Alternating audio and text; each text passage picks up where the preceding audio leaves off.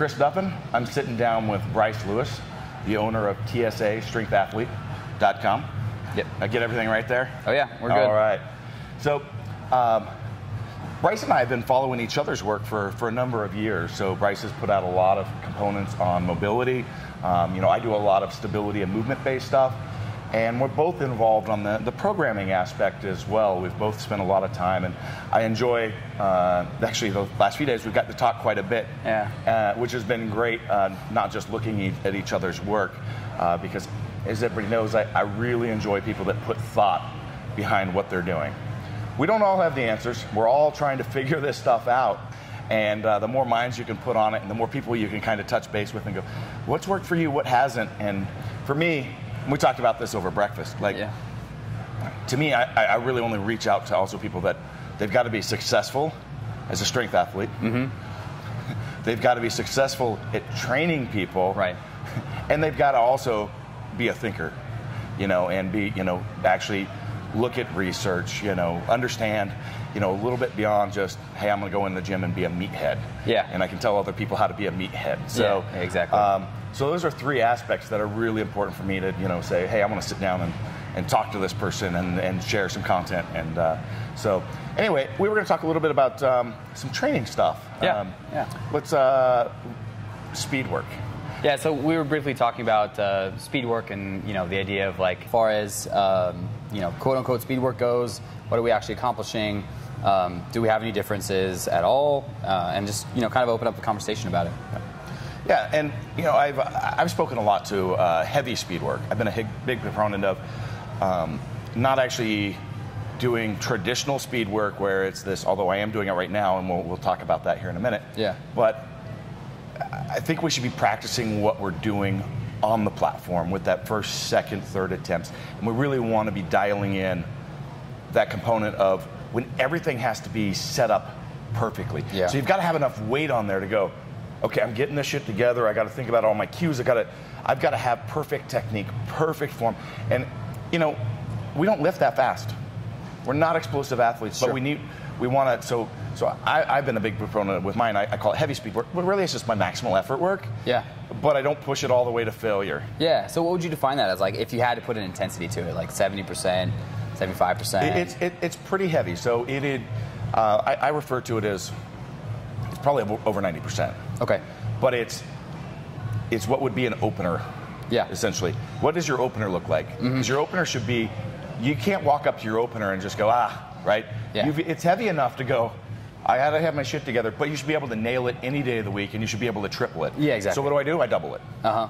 And then I do another double and another double until I get closer to that point where it's on the verge of what I don't want it to be anymore, Yeah. and then I call it. So I get a lot of volume right in that range. Mm-hmm. So it may be six reps or even 10 reps total that are in that premium range of it's high quality work from both a mental setup, all that sort of stuff. Yeah. So I think there's a lot of carryover to that. I don't know if you've taken a look at the research on daily undulating periodization or DUP, but there's a defined power day or power movement in hypertrophy and power and strength. And just the idea is you want good quality movement, you want practice on the movement.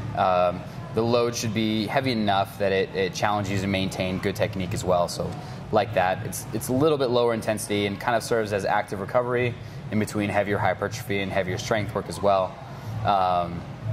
And just extra volume as well, getting in a higher number of sets and just a moderate number of repetitions, but not really meant to fatigue you, same as what you were talking about. Yep. We're not trying to just beat ourselves up here. How do you program in your active recovery that you're? So generally we can say, if I had to give a rough guideline, it would be anywhere between 8 to 4 sets and anywhere between 1 to 5 reps or something like that. And, RPE, rate of perceived exertion, we don't want it to get too high. Essentially, we don't want you grinding repetitions, so everything should look pretty darn smooth, even if it feels a little bit heavy. So RPE 6 to 8 or something like that. Okay. Sub-maximal. So from my perspective, we do a lot of what I call heavy speed work. Yeah. So it's not quite full, maximal effort. We're leaving some in the tank, but it's a little bit of a balance, a little bit on the not explosive fast but nice clean. And then I have like more of an active recovery day that is more of a repetition day where we're just kind of flushing, getting blood flow, really focus on like a little bit of hypertrophy, but you should walk away from the workout the next day refreshed and actually better off. Yeah. And I've done that a number of ways, be it like coming in and hitting like 3 sets of 8 to, when we talked about this, sometimes in the past, and this has actually just been talking to like some old school powerlifters from the 80s, and they're super like, high reps. And they're like, man, when I trained heavy, I didn't hit my big benches. You know, the same thing, going up and maxing out all the same time. And Leroy Walker, who we talked to last night, same thing. I don't max out. I don't work over 600 pounds anymore because I just don't make progress. Yeah. And he talked about the 225 for reps again. And that was the same thing the old school powerlifter said. Yeah, when I just hit 225 for a bunch of reps, that's when my bench was the best. There's so much carryover. I mean, the idea is like we need to train. We don't need to test in training. You know, like people are constantly going in 95, 97. Let me try to max out now. Let me try to max out again in 4 weeks. And it's just like we're not making progress. Like you're just doing yourself a disservice. I find a lot of people, they don't have the confidence. So like, I'll not like max on a deadlift or even train heavy on the deadlift, like 6 month blocks. Yeah. And sometimes I'll take like 3-4 months off of like squatting heavy. I'll still be doing developmental work that all carries over and plays a role. Yeah. And people are like, how do you do that? You're going to lose all your. No, how can you not work up that heavy every week? I'm like, well, I'm not worried about it, honestly. I know, and I have the confidence to know that I'm working the things that are going to play the role. And I feel better because if I work that heavy all the time, like that's a high level of intensity. Exactly. Yeah. When I'm prepping for a meet, I'm going to start ramping that stuff up, but year over year, that takes a toll on me. Yeah, like, it does. And oftentimes I find I do deadlift when I'm deadlifting heavy. I do frequently, and it really is just because I enjoy it. It isn't because I feel that I have to do it. But it's just fun for me. Exactly. If it's year round though, like that's gonna burn you out too. And I still don't do that. I mean, anybody look at my programming. Last I deadlifted, I've been deadlifting now for the last month, but before that it was March. Yeah. Was I last deadlifting heavy. Man, that's huge. So, you know, I'm doing stuff that carries into it. So I think people get caught up too in the idea that you know, they want immediate satisfaction, immediate gratification right now instead of like putting in the time and kind of reaping the rewards later on. Yeah. So, you know, sowing seeds right now so that you can harvest later on. Yeah. And that's what I think that's what I do on my active recovery day. It is building, for me, the foundation for the future, adding more muscle mass, you know, helping with my recovery, doing all that. Yeah. So I usually try to hit a little, and honestly, I hit more volume than I think like the research shows is appropriate. Yeah. And I'll admit that. You know, we talked about I may hit 225 for like 3 sets of 30. Yeah, but it also seems like it's a little bit lower intensity, you know, when you're doing it versus someone else. So it's a little bit more submaximal. Like, you know, if you were to put 70% on the bar, I doubt you would get to 30. I strongly doubt it. But, you know, you found a system that allows you to feel good, get in volume, and just continue to work. When you saw my speed benches I did last night, so I'm doing a little bit more traditional speed work, sets of triple, right? Yeah. And most people would go work up and hit 8 triples, right? I hit 16. Yeah. But I'm sure you saw my last few. They still looked great. Yep. And it was like, every 30 seconds too, so you were really getting it in. Yeah. So in essence, it's actually, it's a little bit of to me, it's almost a little bit of a conditioning work. So I'm always trying to hit like a couple different factors that I'm, like, where am I weak at right now? Is it, do I need to work on a little bit of hypertrophy work? Do I need to work on work capacity? Yeah. And you can manage your program to actually work that stuff in and have that effect. But yeah, I did 16 sets in 8 minutes with about 315 total in working weight. Well, Chris is a little crazy too. Like, you like doing some things on the extreme side, like high number of sets or high number of reps or just testing yourself in different capacities. I think that's cool. Thank you. Like I said, I don't think there's a lot of science behind that, but to me, there's a lot of fun to it. Exactly. We should enjoy what we do. We definitely should. And there's a certain aspect of that people, you know, I've been lifting for 25 years, been competing in powerlifting for 15 years. Yeah. And you know how many people, like, they get super jacked and come and they're all about it for like 6 months or a year and a half and then they walk away. And they just burn out. Yeah. They're burnt out.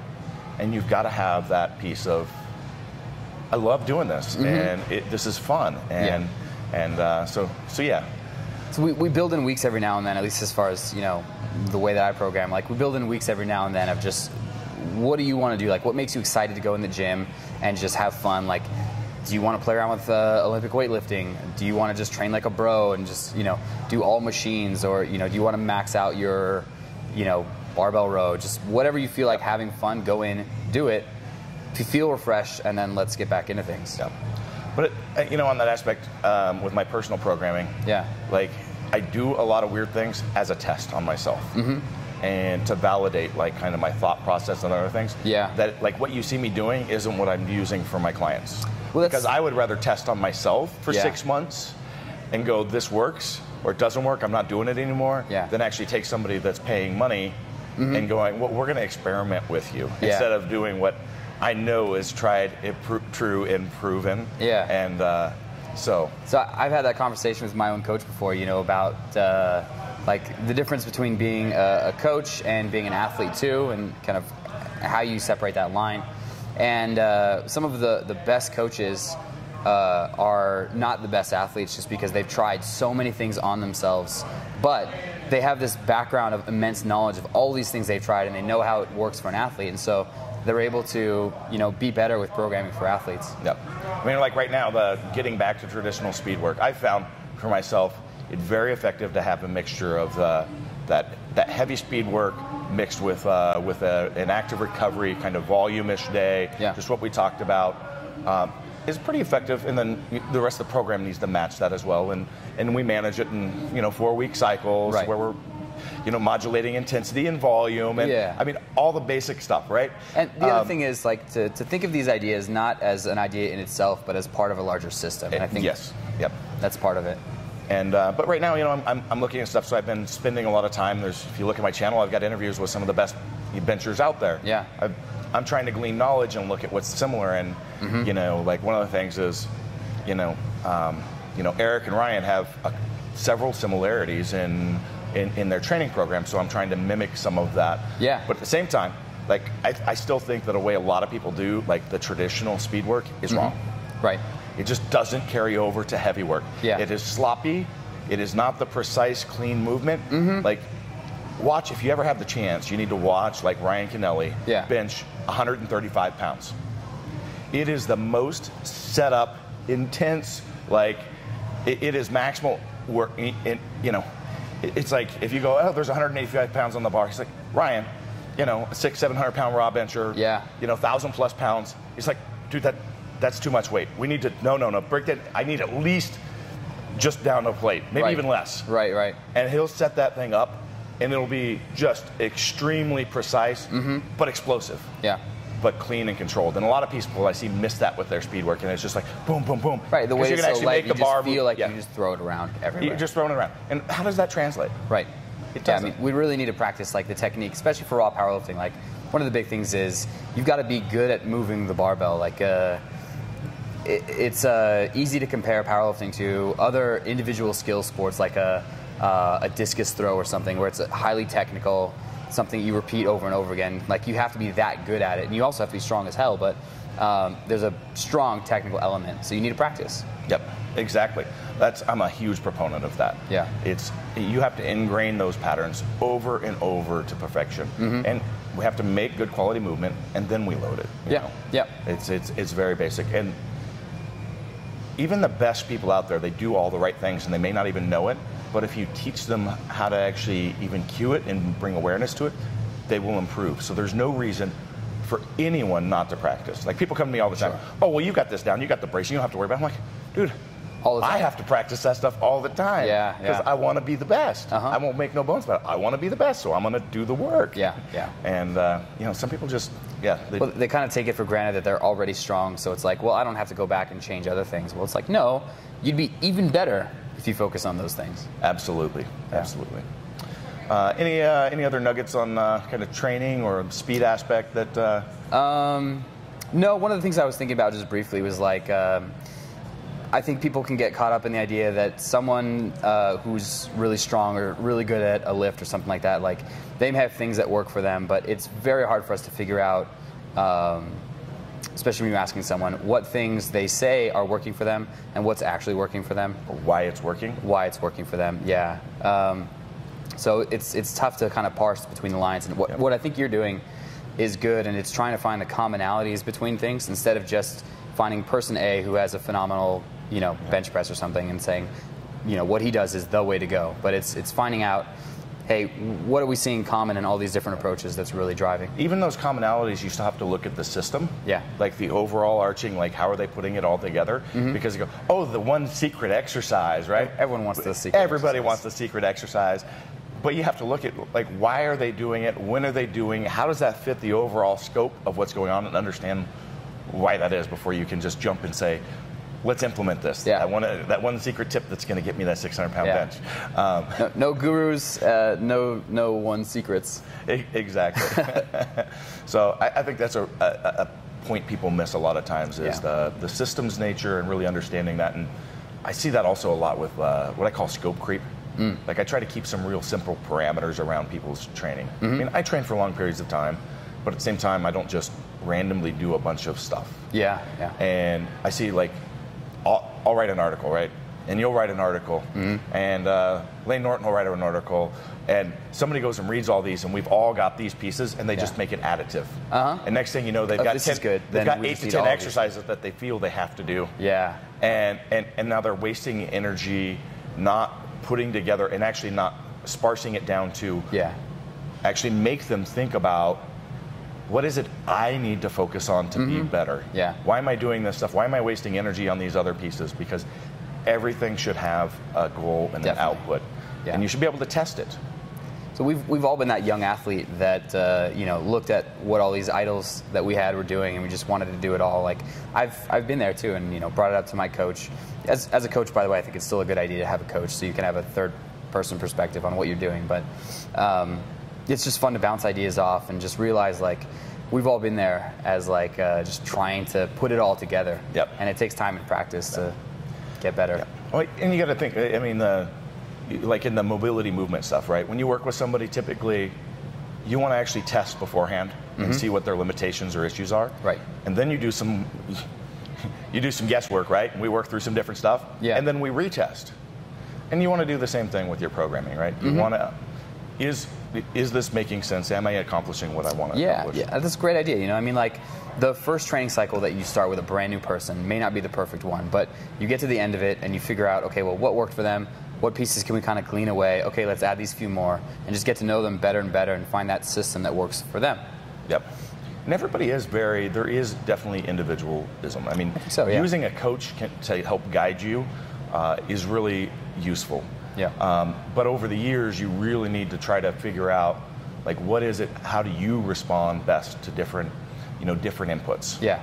And because there's some basic fundamentals, but there are differences in how we all respond to things. Sure. Yeah. And learning that that and how to incorporate that into your training over the long term. But that's a fairly lengthy process. No, it is. It definitely is. I think there's a lot of things to be said about, like, individualization of programming.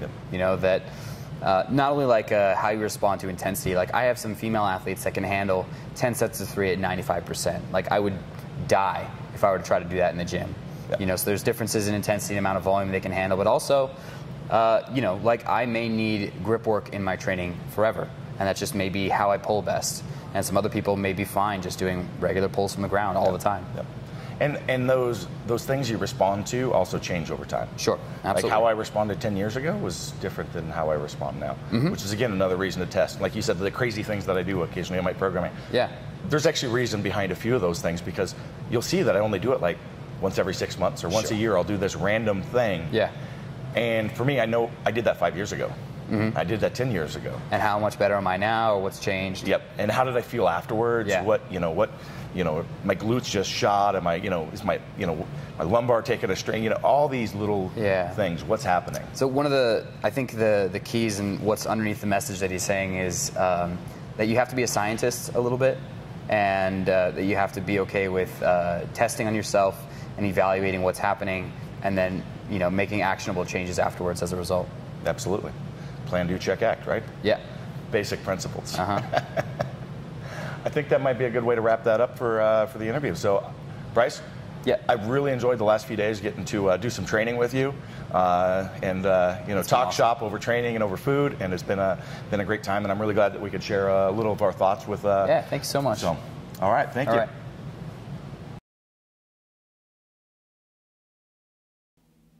If you'd like to support the production of further content and maximize your athletic performance, check out kabukistrength.net.